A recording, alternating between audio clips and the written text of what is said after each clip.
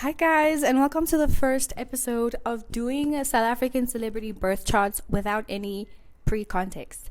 So, because it is Aries season, we're going to do all my favorite celebrities that are Aries sun signs, and we're just going to dissect what is going on in their life in their birth chart. So, the first birth chart that I'm going to read is none other than the beautiful, the talented Uncle Waffles. Let's get into it.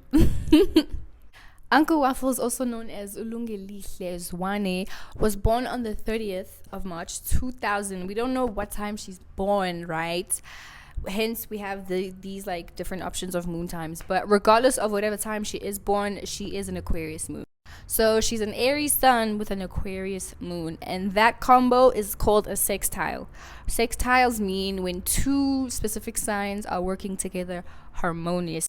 Now, the two elements are fire and air, right? So she has a very good way of articulating her emotions. I find people who have like a sextile in their sun and their moon are very, like, it's easy for them to express their personality a lot more with, as opposed to people with like a sun and moon square, like myself, or a sun and moon opposition.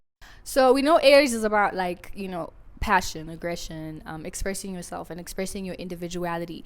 And Aquarius and Aries are very similar, but the only difference is that Aquarius is a lot more detached and they're a lot more logical in the way that they approach things, right? And then Aries is a lot more passionate and impulsive in the sense that they follow their first gut instincts. But nonetheless, both Aries and Aquarius have this black sheep vibe to them. So growing up, she probably felt like a black sheep, but it was very easy for her to kind of like own that, and it was the way that she expressed her individuality was a lot more harmonious, and people kind of like received her individuality as like you're an interesting kind of person. But here's where the drama comes, right? Because she has her moon conjuncting her Uranus and Neptune. Now, having a moon conjunct Neptune is very similar to having a Pisces moon, or at least you'll share a lot of the characteristics as somebody who would have a Pisces moon. Now, one major thing that I've noticed with people with their moon conjuncting Neptune, is this detachment from people and reality. They have a detachment from, not practicality as such, but they kind of detach from mundane life circumstances, preferring to emotionally connect with their own dreams, their imaginations, their illusions, and their own little bubble. Like, they feel very comfortable living in their own bubble. And also, if you look here, she has her Mercury and Venus in Pisces, so I feel like it just elevates her Pisces airy fairy kind of detached but like super sensitive and empathetic vibe about her. But also, she has her moon conjuncting Uranus. Now, what does that tell us about her mother? And I also read an article about her mother saying that her and her mom didn't have like a really close relationship. And that's so like thematic with Aquarius moons, where they're like super detached from their family members. But with moons, especially because moon is really related to how we feel comfortable and how we were nurtured as children. So an Aquarius being a detached sign, it lets us know that with that conjunction, it lets us know that her and her mom had an emotional disconnection.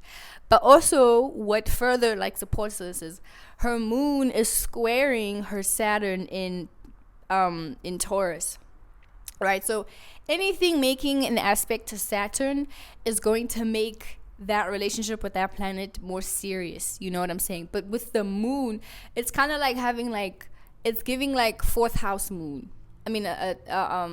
A 10th house moon, like, or a Capricorn moon, or having Saturn in the 4th house, where there's like not much emotional connections at home, or you feel like there was a lack of love at home. And she may feel that, or she probably grew up feeling like she didn't feel emotionally connected or attached to her immediate caregivers, so her mom, her dad too, but mostly her mom, because it is in the moon.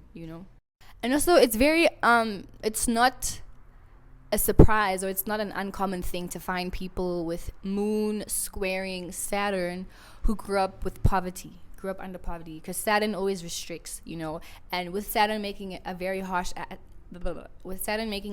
aspect to the moon, it kind of gives this theme of like there is a restriction in comfort at home. And a lot of the times money can bring comfort in terms of buying you food and specific luxuries like water and, like clothes and stuff, But obviously not just that, like other things, money can buy a whole bunch of things.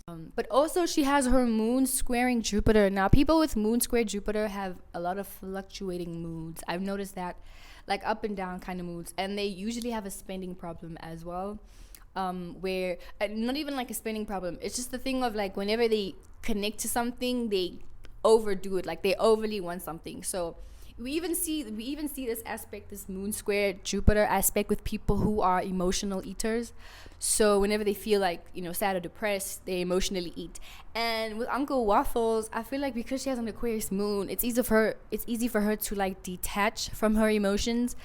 And one of her ways of like feeling comfortable or kind of coping would probably be to work, which would be the moon squaring Saturn, or she could overeat or she could overspend money, like shopping and all of that.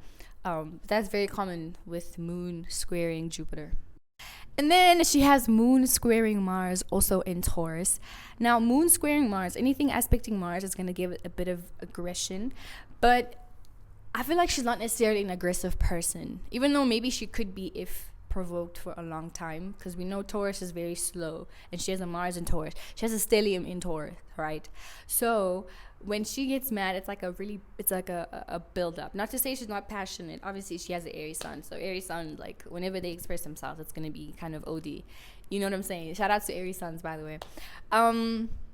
But I feel like with her moon squaring Mars, it makes her a person that like she could get angry, but then she'll hold it in. Like she'll bite her tongue and she'll probably overeat. That's where the Taurus, also having Taurus placements, Taurus is all about comfort and physical comfort. So when she does get mad, I feel like she kind of swallows it and then she like would prefer to eat.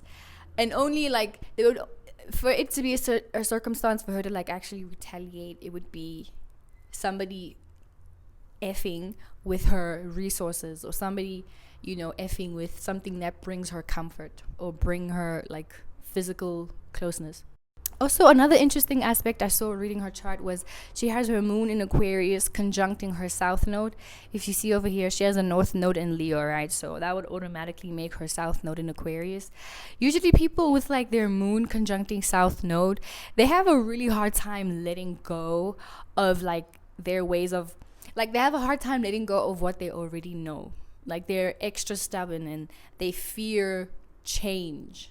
Now that is paradoxical because Aquarius energy is very like unpredictable and it's changeable, but it's still a fixed sign, and having a fixed moon conjuncting your south node is all about like what we're already comfortable, like the energy that we came into this life already knowing, So she already came into this life being in Aquarius, being fully aware of her Aquarius nature.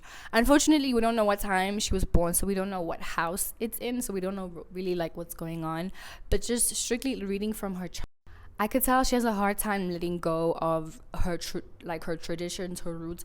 Whereas somebody who would have like their moon opposing their south node, they would prefer to rebel against their what they already know, or rebel against traditions, rebel against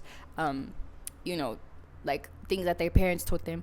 I think she has a harder time doing that, especially with her moon squaring Saturn. So it's like, even though she can be detached from her family members, she's probably really attached to like specific traditions that her grandmother or her other adults taught her to do.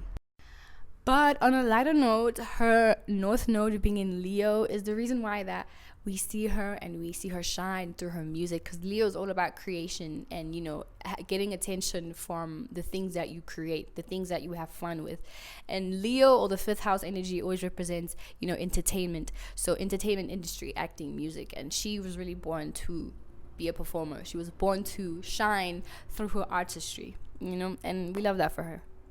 But also her stellium in Taurus and these two Pisces placements over here, like she has a Mercury and Venus conjunction. Usually when Mercury and Venus conjunct, this makes people very pleasant to speak to because they're very relatable.